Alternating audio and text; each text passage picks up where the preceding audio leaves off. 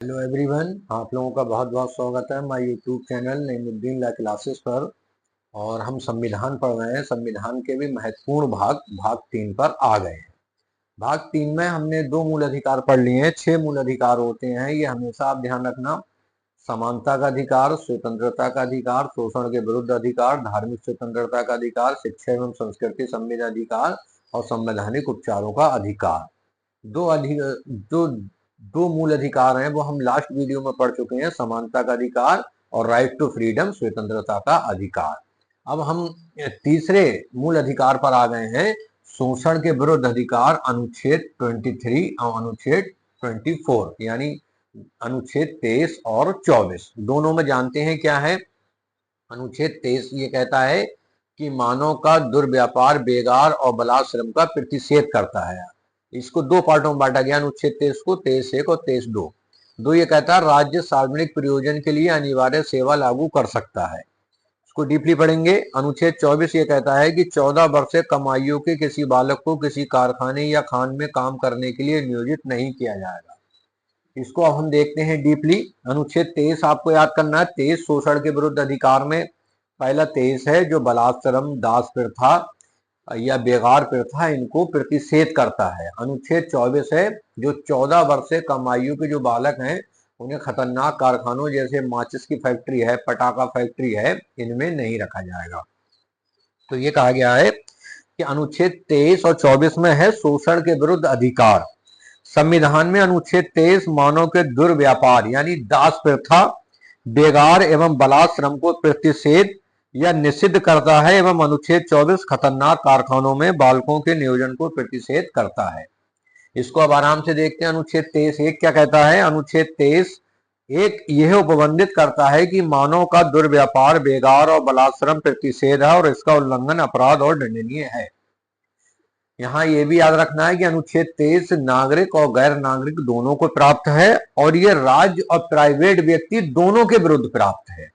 क्योंकि सिंपली ये कहा जाता है कि जो मूल अधिकार हैं वो राज्य के विरुद्ध प्राप्त है, लेकिन जब हम अनुच्छेद 23 की बात करेंगे तो ये राज्य एवं प्राइवेट व्यक्ति दोनों के विरुद्ध प्राप्त है।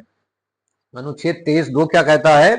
अनुच्छेद 23(2) में यह उपबंधित है कि राज्य सार्वजनिक प्रयोजन के लिए अनिवार्य सेवा लागू कर सकता है, किंतु सेवा लागू करते समय राज्य धर्म, वंश, जाति के आधार पर भेदभाव नहीं करेगा।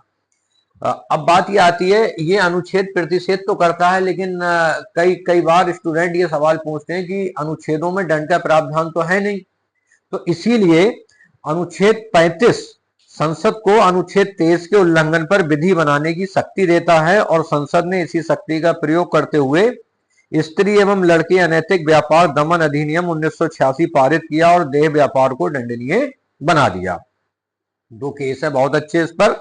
एक पहला है दीना बनाम भारत संघ AIR 1983। कई बार पुरानी पिक्चरों में आपने देखा होगा कि कैदियों से काम कराते हैं। अब बात यह है, कैदियों से जब आप काम करा रहे हैं तो क्या उसका पैसा उन्हें मिलना चाहिए या नहीं, यही बात उठी थी दीना बनाम भारत संघ AIR 1983 सुप्रीम कोर्ट।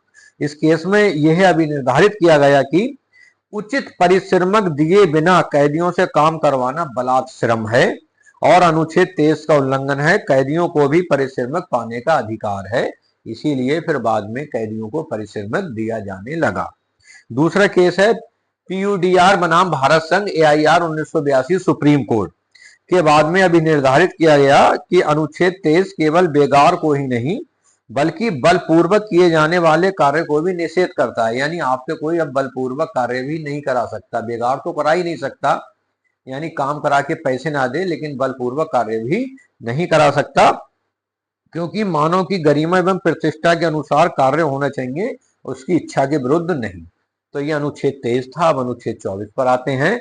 अनुच्छेद 24 यह उपबंधित करता है कि 14 वर्ष से कम आयु के किसी बालक को किसी कारखाने या खान में काम करने के लिए नियोजित नहीं किया जाएगा।